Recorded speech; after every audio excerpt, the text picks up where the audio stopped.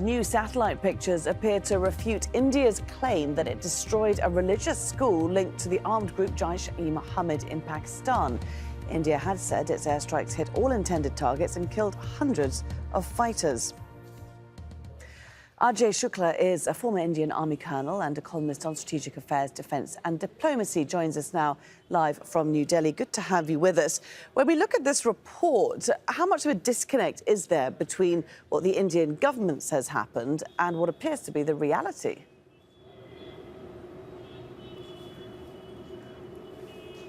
Well, to be fair to the Indian government, they have not been very specific in making claims beyond initially saying that a large number of militants had been killed, and then later talking about a large number of mobiles that were there transmitting from that area before the strike, which eventually were not there once the strike had gone in. A lot of the figures that you're hearing, 300 militants killed, 250 militants killed, many of those figures are based on source-based reporting, government officials whispering into reporters' ears, and do not reflect the accurate position of the government. But that having been said, there are really two dimensions to what we are talking about here. One was India's demonstration of intent to abandon strategic restraint and strike back whenever there's a terrorist attack on its soil, on its security forces, where a large number of people have been killed.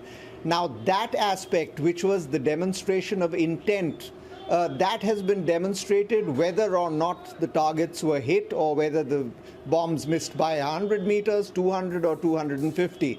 The second thing, other than intent, is capability. Can you actually strike your targets? And that's where a question mark has now come in as a result of these particular satellite photographs.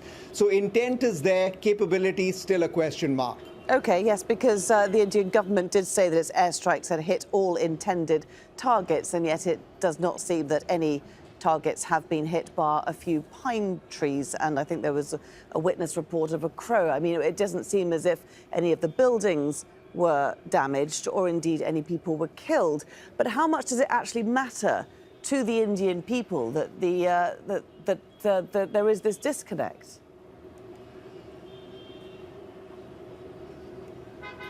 Well, you make an important point, because there's a huge domestic political dimension to this, with the general elections coming up next month.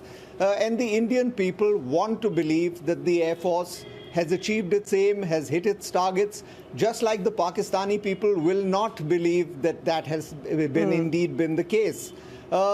In the final balance, when you take a step back and look at it from the strategic point of view, it really doesn't matter whether you hit the targets or not, because there is no clarity yet on whether the government was actually trying to hit that madrasa or was merely demonstrating intent by placing the bombs 100 or 200 meters away from that.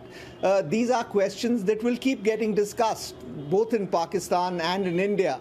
And that's how the government of India wants it. When you're making a strategic statement, it doesn't always have to be absolutely clear what you're doing. As long as you can create the doubt in the minds of the adversary, you're achieving your strategic intent. So to that extent, we don't know whether the government of India was actually trying to hold back on casualties, to not provoke a major incident by actually killing 300 people, but to at the same time demonstrate that it would be capable of doing so if it wanted to. OK, what do you think India might do next in this conflict? Because tensions are still riding pretty high.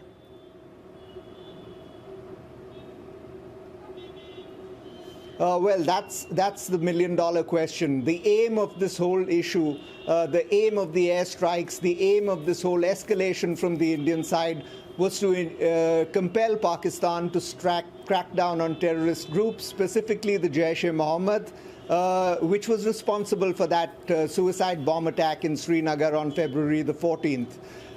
That seems to be happening. Yesterday, the brother and the son of the Jaish-e-Mohammed chief were arrested. Many of its facilities were closed down by Pakistan. Pakistan says it's acting in its own interest. India is perfectly happy with that.